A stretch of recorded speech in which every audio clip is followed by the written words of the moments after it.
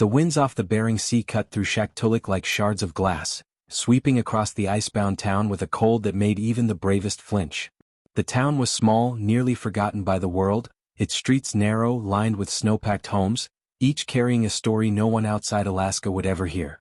But in one modest house, lit only by the flicker of a single lamp, a storm of another kind was brewing, one invisible, relentless, and lethal in its own right.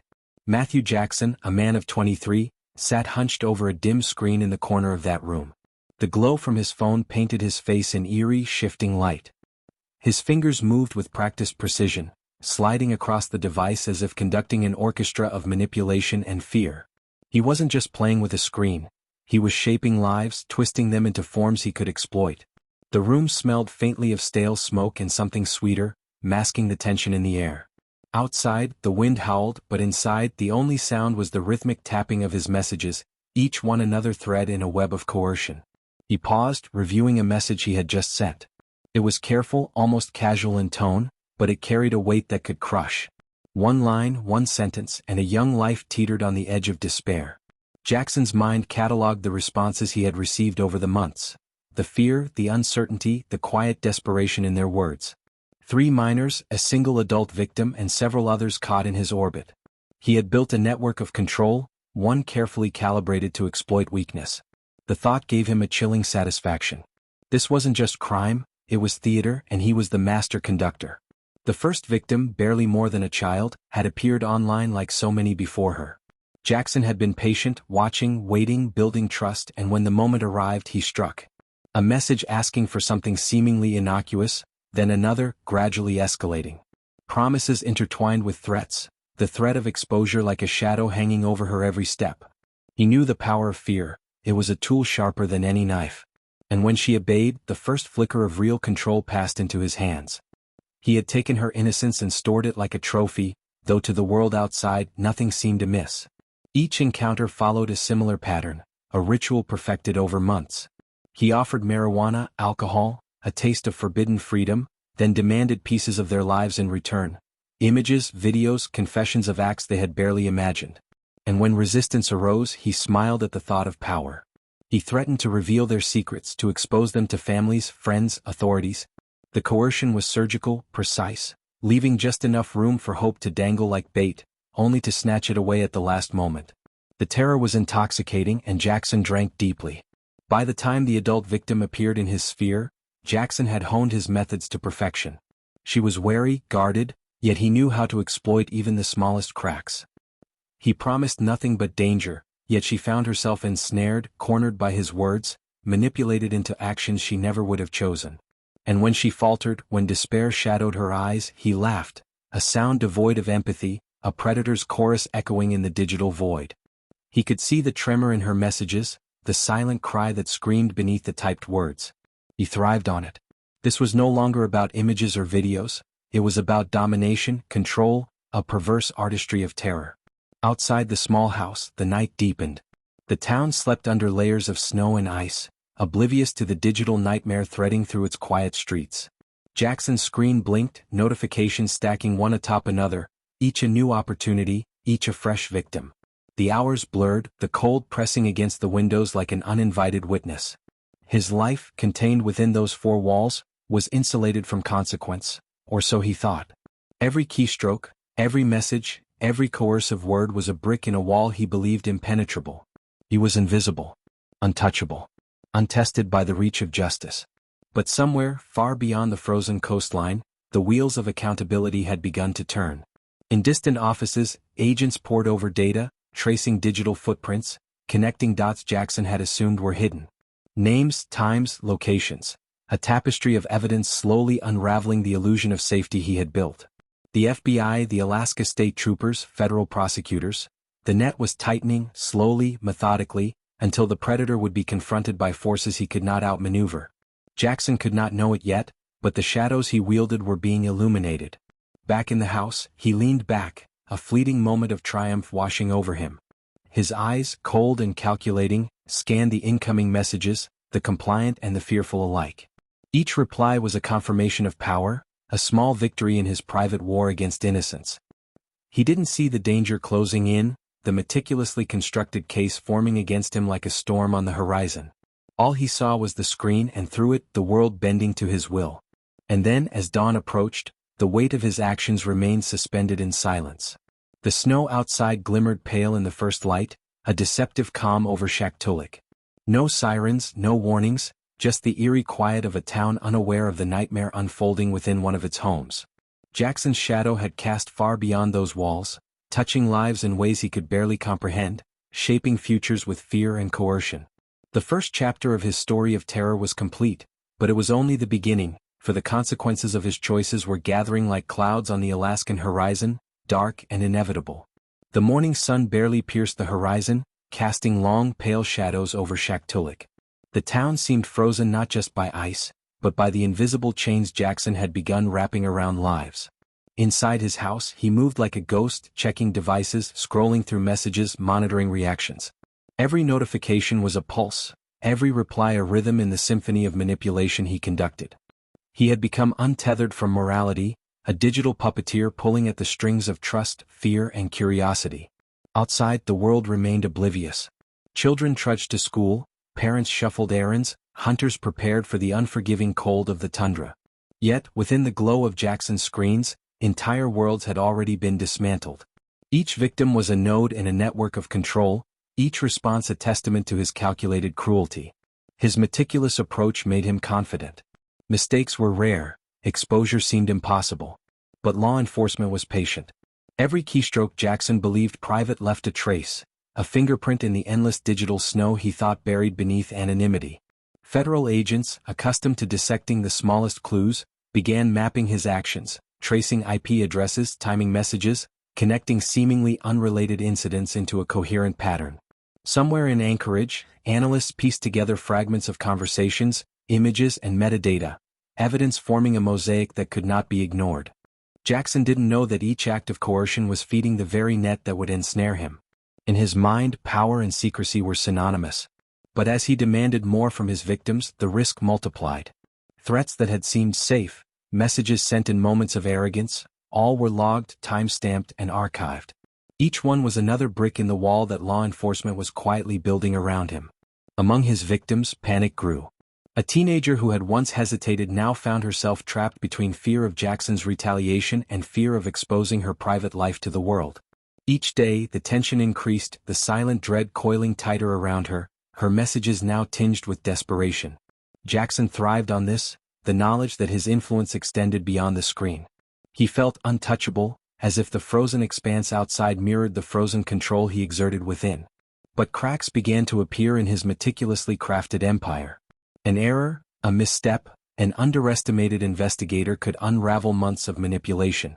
One late night, he noticed a delayed response from a victim, a hesitation he hadn't accounted for. Anxiety, an emotion he rarely experienced, flickered in his chest. It was subtle, almost imperceptible, but enough to make him check logs, devices, and messages with obsessive scrutiny. Trust had always been his weapon, but now it was fragile even among those he dominated. Agents tracked patterns, not just isolated incidents. They noticed clusters, similarities in phrasing, timing, and behavior. What had appeared random was now emerging as predictable.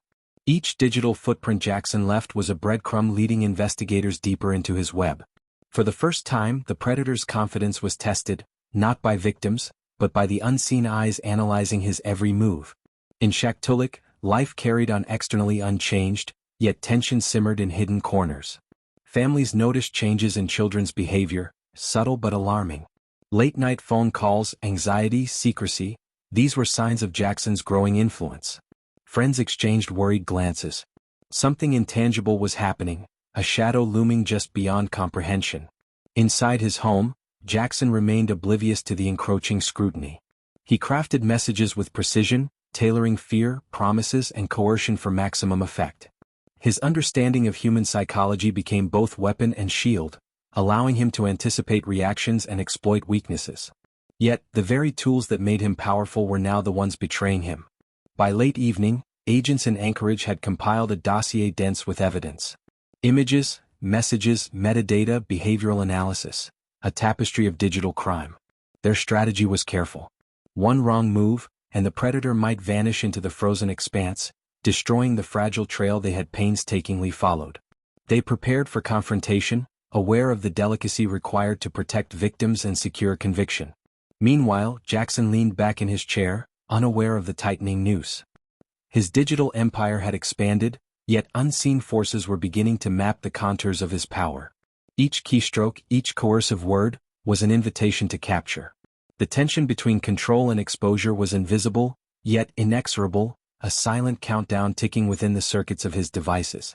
As the night deepened, the cold pressing against the windows became a metaphor for the encroaching justice. Jackson's world, small, insulated, digital, was about to collide with the larger one he had always believed existed outside his influence. Outside Shaktoolik, agents sharpened strategies, coordinated communication, and prepared to intervene. Inside, Jackson celebrated his latest conquest, oblivious to the storm forming just beyond the walls. By dawn, both predator and prey were poised on the edge. Victims feared exposure, agents moved methodically, and Jackson remained confident, unaware that his empire of fear had left a trail strong enough to follow. The frozen town, the icy roads, the snow-blanketed streets, all seemed peaceful, yet the invisible war waged in pixels, in silence, in anticipation. A reckoning was approaching, slow but inevitable, and the balance between power and justice had never been so fragile. The Alaskan wilderness is merciless, a landscape where the faintest mistake can become fatal. Jackson, oblivious to the web closing around him, moved through his days with the air of invincibility, believing that digital prowess equaled immunity. But beyond the flickering screens, a patient and methodical hunt had begun, one orchestrated by agents trained to see patterns where others saw chaos. In Anchorage, the FBI's cybercrime division hummed like a living organism. Analysts sat shoulder to shoulder, fingers flying across keyboards, eyes scanning lines of code, timestamps, and IP addresses. Every message Jackson had sent, every image coerced, every digital footprint became data points in an expanding matrix. Lead investigators studied his behavior like a chess master analyzing an opponent, predicting his moves, calculating his weaknesses. Back in Shaktoolik, Jackson's victims were awakening to the reality of their entrapment. One by one they began reaching out for help, whispering secrets into phones, sending messages to authorities, and hoping their courage would outweigh their fear. Each report, each confession, was another thread pulled from the fabric Jackson had so meticulously woven. The predator's confidence began to show cracks, subtle shifts in routine and focus, but he dismissed them, attributing hesitation to distraction or fear, never suspicion. The FBI orchestrated a delicate balance. They could not act too soon, risking alerting Jackson and compromising their fragile trail. They could not delay, knowing the danger each victim still faced. Surveillance of digital activity had become a silent game of cat and mouse. Jackson's screens lit up with the responses of the ensnared, unaware that the flicker of light they saw was mirrored in a control room thousands of miles away, where each click, each keystroke, was scrutinized, mapped, and analyzed. Jackson's techniques had grown more sophisticated over time. He anticipated responses, manipulated emotions, and tailored his threats with chilling precision. Yet, the investigators had one advantage he could never predict: the collective will of trained minds, piecing together fragments he assumed were isolated. Patterns emerged where Jackson saw only control. Predictable sequences, repeated phrases, time gaps, all were clues that guided the agents like a map leading directly to him. Late one night, Jackson leaned back, phone in hand, eyes scanning for replies. He believed himself untouchable, immune to consequence. His digital domain was a fortress and he alone held the keys. But the fortress had unseen cracks. The FBI had begun correlating timestamps with locations, cross-referencing devices, triangulating signals. Every message, every image, every manipulation had left a trail. The predator's confidence, once absolute, was now mirrored against the meticulous logic of those hunting him. In Shaktoolik, the wind howled outside, echoing through the empty streets like a warning unheeded. Jackson's next move would be critical, yet he remained unaware that his empire of fear had become a beacon. One careless tap, one delayed message, could alert investigators to the proximity of his physical location. The invisible chains he had wrapped around his victims were now mirrored by chains tightening around himself, unseen but inescapable. Inside the control room in Anchorage, analysts celebrated small victories. A successful trace here, a confirmed IP there. Every piece of evidence was a victory not just against Jackson, but for the victims whose lives he had twisted. The hunt was no longer abstract. It was tangible, with each digital breadcrumb bringing them closer to confrontation. Strategy meetings were held in hushed tones, weighing risks, predicting reactions, preparing to extract Jackson without alerting him to the encroaching storm. Meanwhile, Jackson continued to weave his web, his mind focused on maintaining dominance over those he manipulated. He crafted messages with care, threats with precision, promises with subtle enticement. Yet, the more he tried to control, the more the agents anticipated. Every digital fingerprint was catalogued, every hesitation logged, every aberration noted. In his pursuit of absolute power, Jackson was unknowingly laying the foundation for his own capture. By dawn, the invisible hunt had reached a critical phase. Agents, armed with data and strategic patience, prepared for the final steps. Jackson remained in his home, confident, unaware that every move he made was being mirrored, calculated, and countered. The tension between predator and prey existed not in the physical world, but across networks, servers, and screens, a silent battlefield where the stakes were human lives and justice. And so, Shaktulak remained quiet in the early morning light. Snow covered the streets, masking the turbulence within homes. Jackson, convinced of invulnerability, adjusted his devices, ready to continue his manipulation. But unseen, inevitable, and relentless, the agent's network of observation tightened, moving silently through the circuits and clouds he had taken for granted. The invisible hunt was no longer a pursuit, it was inevitable, and the predator was finally within its grasp. The Arctic night pressed against Shaktulak like a living thing, relentless and suffocating. Inside the modest house, Jackson remained absorbed in his digital dominion, unaware of the invisible forces converging on him. Every keystroke, every carefully worded threat, every manipulated confession continued, but the hunter had become the hunted. Far to the south, in Anchorage, the FBI's cybercrime team convened around screens glowing with lines of code and evidence. Analysts were no longer tracking patterns, they were preparing to act. The time for patient observation had ended. Months of data, digital breadcrumbs, and victim testimonies had formed a comprehensive picture. Jackson's domain of control, his methods, his reach. Every detail had been logged, verified, and cross-referenced. There was no ambiguity, no doubt, only a clear path forward. Agents discussed contingencies in hushed tones. How to approach without alerting him. How to secure evidence while ensuring victim safety. How to confront a predator who believed himself untouchable. Plans were drawn, backup contingencies imagined, every angle accounted for. The room vibrated with tension, a quiet anticipation that matched the stormy wind whipping outside Jackson's home. Inside the house, Jackson sensed nothing.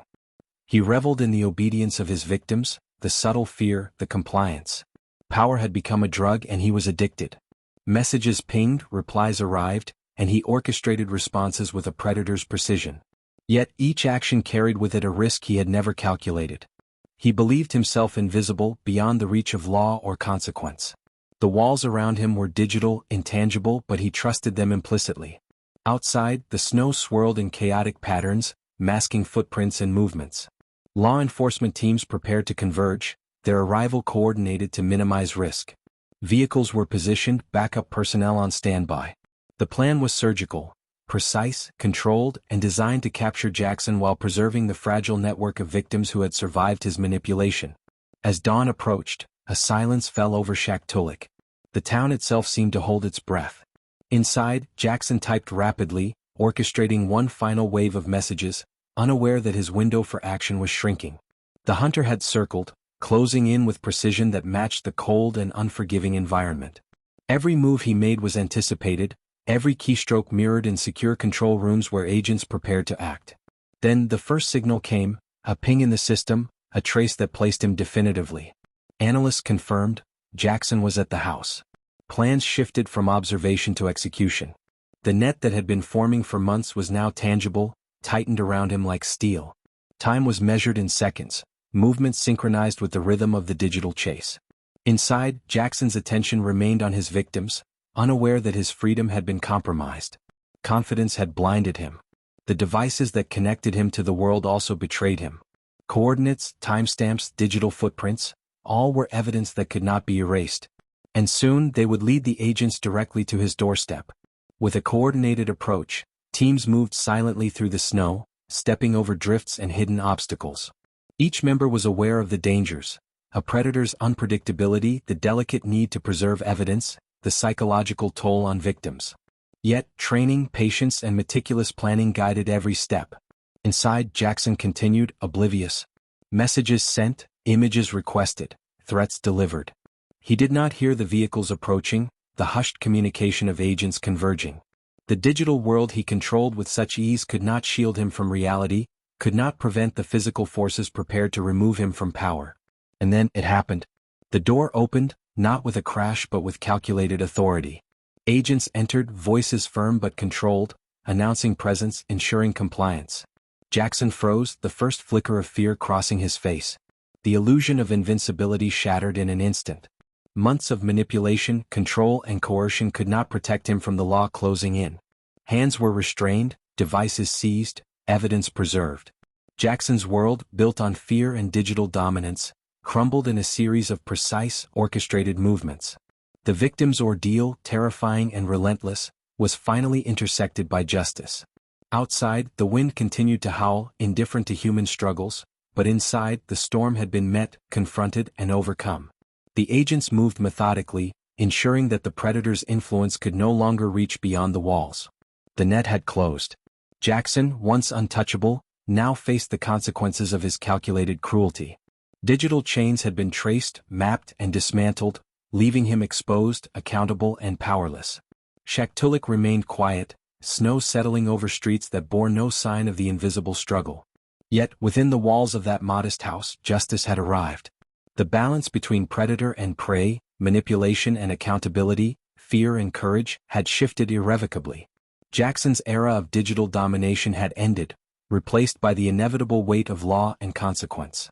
The courtroom was colder than any Alaskan winter, though the temperature was controlled. The sterile lights cast sharp shadows on the faces of those gathered, illuminating tension, anticipation, and the lingering weight of months of fear. Jackson sat at the defendant's table, hands cuffed, posture rigid but defiant.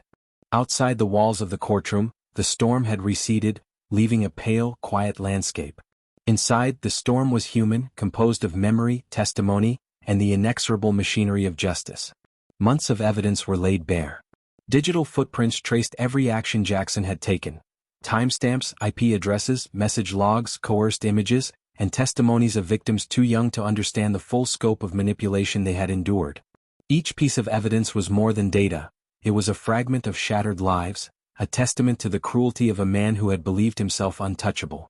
The courtroom absorbed every detail, the atmosphere thick with the tension of reckoning. Victims gave testimony, their voices trembling but resolute. Each word carried the weight of fear transformed into courage. They spoke of manipulation, of threats, of coercion that invaded not just their private moments but their sense of safety in the world. Every confession of vulnerability, every recounting of terror, echoed through the room with chilling clarity. Jackson listened, eyes narrowing, perhaps calculating escape or denial, but the walls of control he had relied on no longer existed. The prosecution presented evidence methodically. Images, messages, and devices were shown, but beyond the technicalities, a narrative emerged. A narrative of premeditation, of exploitation, and of psychological domination. Jackson's defense tried to argue isolation, immaturity, and misunderstanding, but the pattern was undeniable. The digital chains he had woven were intricate, intentional, and devastating in their reach.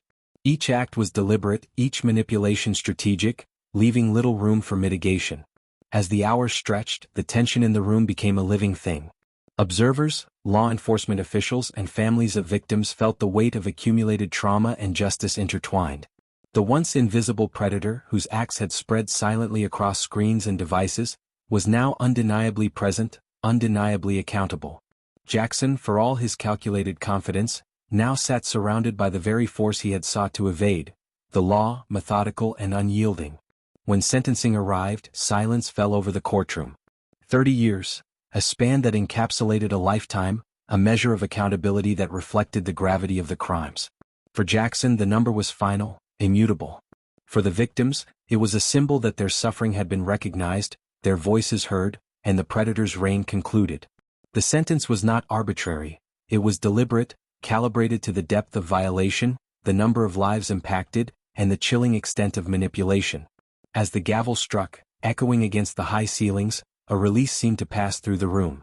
The victims exhaled long-held breath, their courage rewarded not with immediate repair, but with recognition and protection under the law. Jackson's expression remained taut, defiance mingled with the first inkling of understanding. This was a punishment that could not be manipulated, negotiated, or avoided.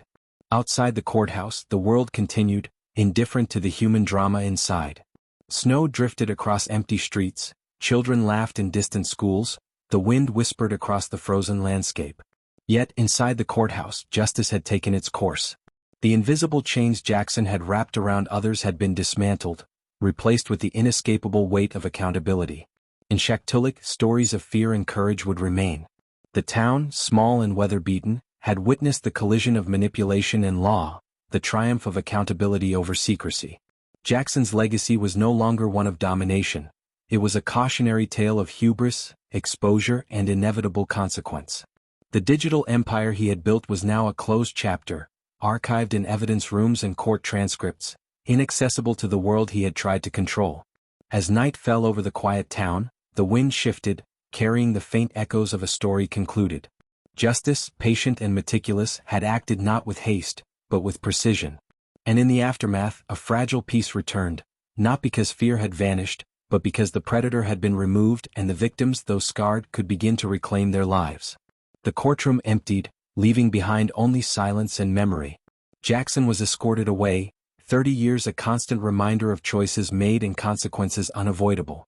The world outside remained, indifferent yet enduring, a witness to the inevitability of justice.